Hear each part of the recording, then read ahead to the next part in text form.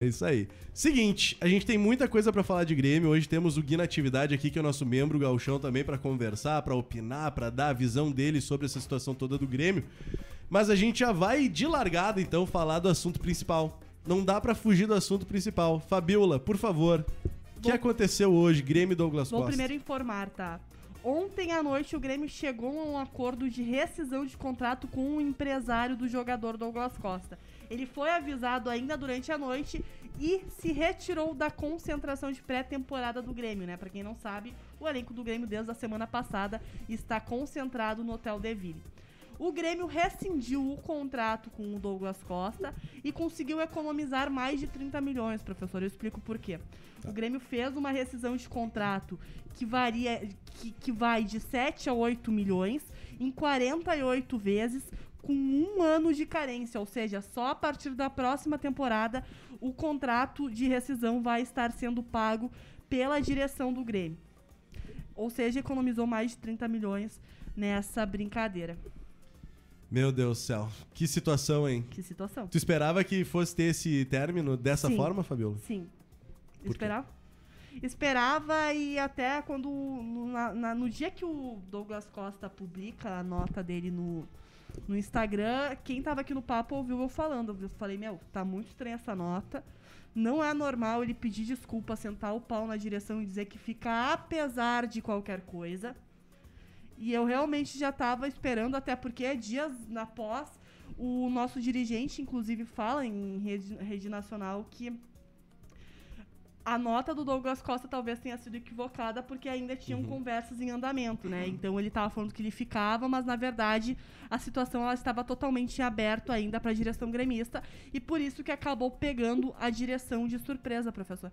Então já é uma série de acontecimentos que, na minha visão, moldavam para uma forçação de barra do Douglas Costa para com a direção gremista. E quando eu falo isso, eu não tô querendo falar e não tô querendo excluir a culpa da direção.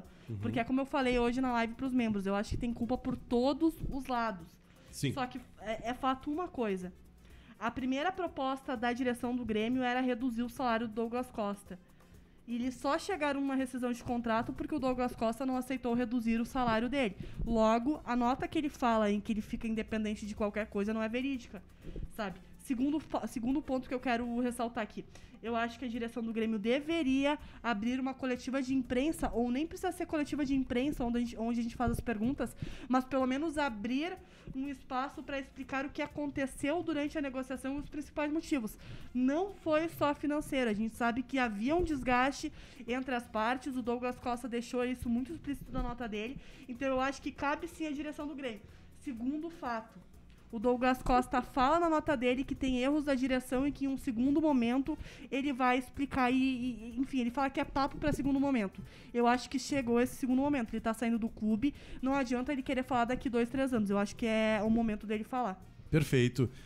Antes até de passar a bola pro Gui Natividade, que eu quero toda a tua opinião sobre isso também, sem papas na língua, tá? Não precisa te segurar também, eu quero bem ouvir a tua opinião.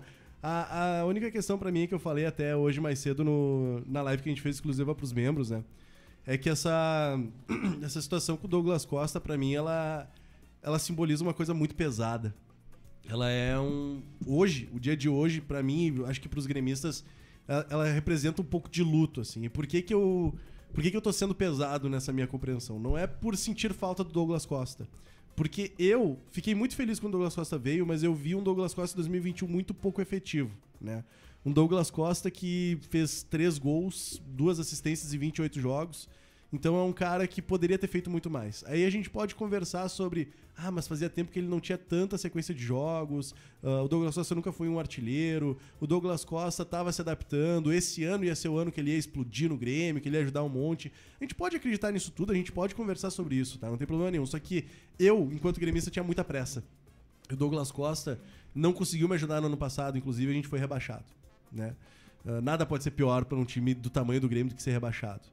E eu precisava do Douglas Costa no ano passado. Ele não esteve lá, ele não conseguiu ajudar e sempre tinha uma polêmica extra-campo, sempre tinha uma incomodação, uma chatice. Então, toda a passagem do Douglas Costa pelo Grêmio foi uma passagem chata. Foi uma passagem que a gente estava esperando que ele fosse comer a bola, que ele fosse, sabe, ser o grande craque que ele pode ser, mas que na verdade só frustrou o torcedor gremista, do início ao fim, dá pra dizer, sabe?